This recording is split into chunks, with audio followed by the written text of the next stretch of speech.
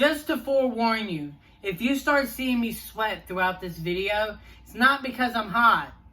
It's because I'm actually hot. It's the first day of summer and our AC has gone out in our place, so I'm kind of dying.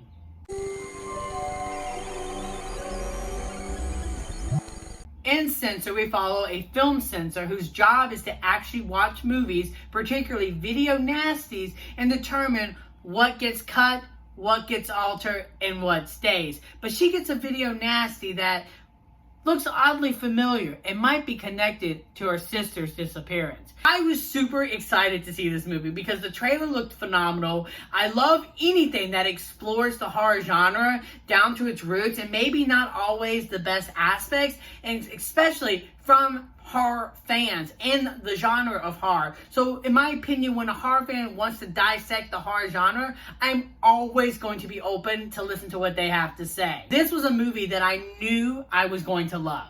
And I was excited to see how they were going to tackle the video nasties of the world. Because in my opinion, I'm kind of into video nasties to a degree. I think they're fascinating. But you won't catch me watching video nasties on like a casual Sunday morning. No. And I found that this movie was extremely hypnotic and sort of like a feverish nightmare just through the score and the presentation of it all, because it is shot gorgeously. It looks like this sort of neon demon-esque sort of like hypnotic style. Like every shot I just want hanging in my room. It's gorgeous to behold, but it also taps into the sort of grungy, gory world of video nasty. I'm a fan. But what I found so interesting about this movie is how this movie taps into some of the pros of horror and why horror can be so therapeutic to people, because horror is everywhere.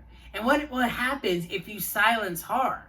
What if you don't allow our trauma to speak? Because trauma has a voice. And in my opinion, it speaks in horror. And what happens if you silence that? And that, in my opinion, was very fascinating. And that's what makes watching this movie such an ordeal and such a ride. And I don't know if necessarily all of its themes and messages come to fruition, but I can't deny that this was a visceral experience that felt wholly unique and original, and I was totally captivated by its style. And I don't know if necessarily it's going to work for everyone, because it definitely leaves a lot open for interpretation. There's not a lot of resolve by the end of the film, but if anything, by the end of the movie, I felt like I actually understood what this movie was about and what it was exploring. And it wasn't necessarily exploring video nasties and how they're corrupt and how they tarnish and lead to sinful actions like murder and killing and all that stuff, but more about the horror genre as a whole and what the horror genre as a whole does to us and why necessarily horror should exist. And maybe I picked out more than what the creator wanted, or maybe that was the intention of the creator all along.